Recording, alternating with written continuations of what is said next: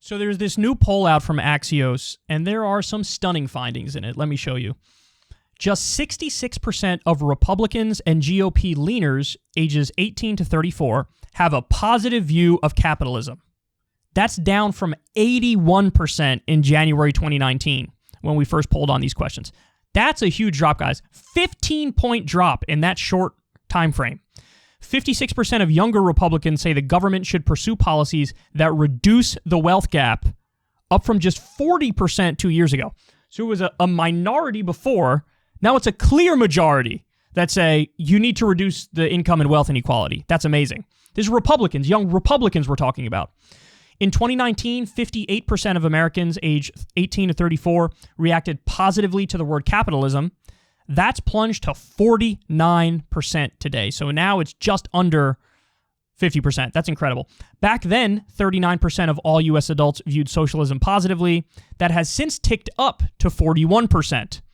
Socialism has positive connotations for 60% of Black Americans, 45% of American women, and 33% of non-white Republicans.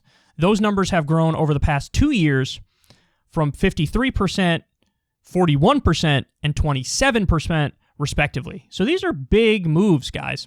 Only 48% of American women view capitalism in a positive light, down from 51% 2 years ago.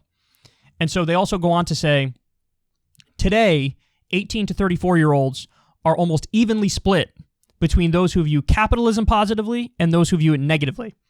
So it's 49% positively, 46% negatively. 2 years ago, you ready for this? It was 58% positive and 38% negative. So, I mean, listen, what's happening? It doesn't take a genius to figure this out, man. The pandemic happened, and then people realized, oh shit, the government came in and gave me a little stimmy love, and that shit was helpful, and I like it, and we should do more of that. That's what happened.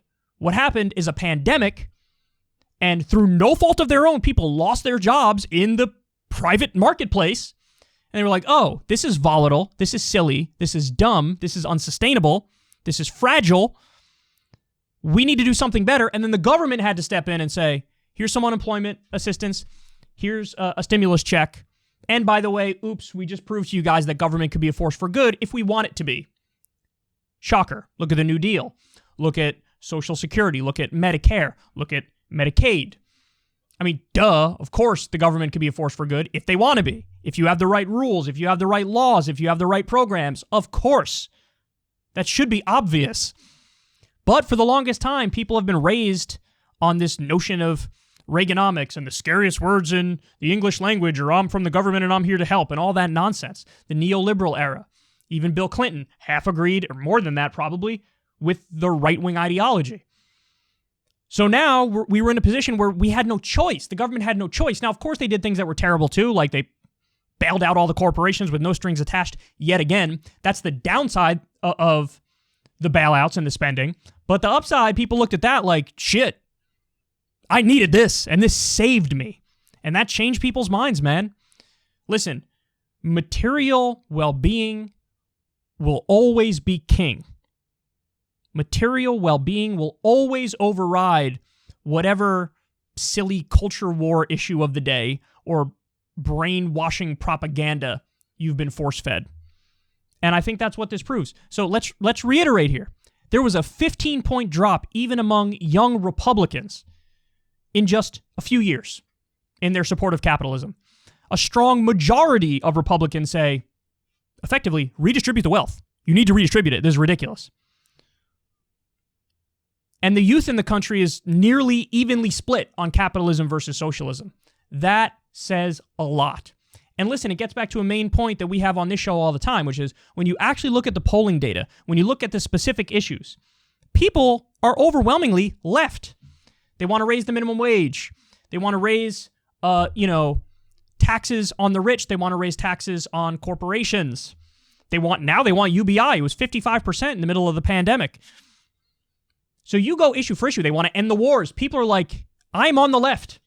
But there's this colossal effort to cloud everybody's judgment and muddy the waters and make people feel like that's not the case. You have the culture war, which the right invokes to just drag people back to the right. Like, oh, don't do that.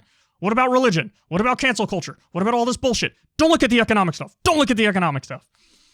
And of course, you have a government that's totally corrupt and bought and owned. You know? So, but point is, even with the government doing the bare minimum in the middle of a pandemic and what was effectively a depression, people were like, oh shit, I love this, dog. I absolutely love this.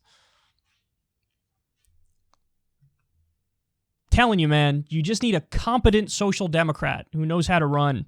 And that person can crush in an election. Crush in an election. Unfortunately, you know, I don't think we have a competent social democrat who's not also sort of too in the weeds on the social issues and the culture war stuff, and also who has a metaphorical pair of steel balls. That's also something we need.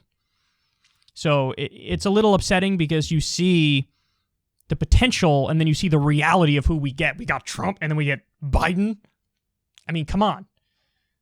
But, I mean, the left base and left voters are all in on left economic policies. And now you have a majority of young Republicans are like, yeah, I agree more with them. So this is the definition of populism. If a majority of young Republicans are like, redistribute the wealth, of course. Guys, because you know what? What people learned beyond any doubt is that, oh my God, everybody who lost their jobs, it wasn't their fault. It has nothing to do with laziness. It has nothing to do with a character flaw or a moral failing. People lost their jobs because of something totally out of their control. That makes people wake up. That makes people wake up. It changes it from an individual analysis to a collective analysis, a systemic analysis. I mean, that's super important. That is super important. So you can't fool people anymore. These numbers are astounding. They're absolutely astounding. And billionaires, by the way, this is another fact that I think a lot of Republicans now know too, which is making them turn on the system. Billionaires got $1.2 trillion richer during the pandemic. Everybody else is struggling. They got $1.2 trillion richer. By the way, that's at the same time that millions and millions and millions of Americans slip through the cracks when it comes to the unemployment system. So people who needed money desperately, some of them didn't get a penny of unemployment assistance, and billionaires got $1.2 trillion with a T dollars richer. Wait until these people learn the other facts as well, like the one we talk about on this show all the time, the Rand Corporation study, which found that the top 1%, or even the top fraction of 1%, they effectively stole $47 trillion from the bottom 90% from the 1970s until today. They've rigged the system in a way that if the wealth distribution was just the same as it was in the 1970s, every American in the bottom 90% would be $1,144 per month richer. Isn't that amazing? You never hear about that. As soon as these people get educated, and this is what I'm talking about, I believe in the power to change people's minds and to make them evolve. And I know, because I've seen it and I've done it. You know, I've taken people from that alt-right pipeline and made them lefties. Take yes for an answer. You know, you can change people's minds. They can evolve. They can grow. They can learn. Now, can everybody do it? No, of course there's going to be some people you can't change, but there are plenty who you can. And this poll is a testament to that. Now, it took a hell of a lot, but here we are. So now it's how do you take this energy and harness it for good? Harness it for a real social democratic agenda. That's the open question. That's the one that no elected Democrats have figured out yet. And it's a damn shame, but this is just waiting. This is untapped potential to change the country for the better, to usher in a new New Deal era, a new FDR-style era, a new redistributive era. Government can be a force for good. We just have to demand it.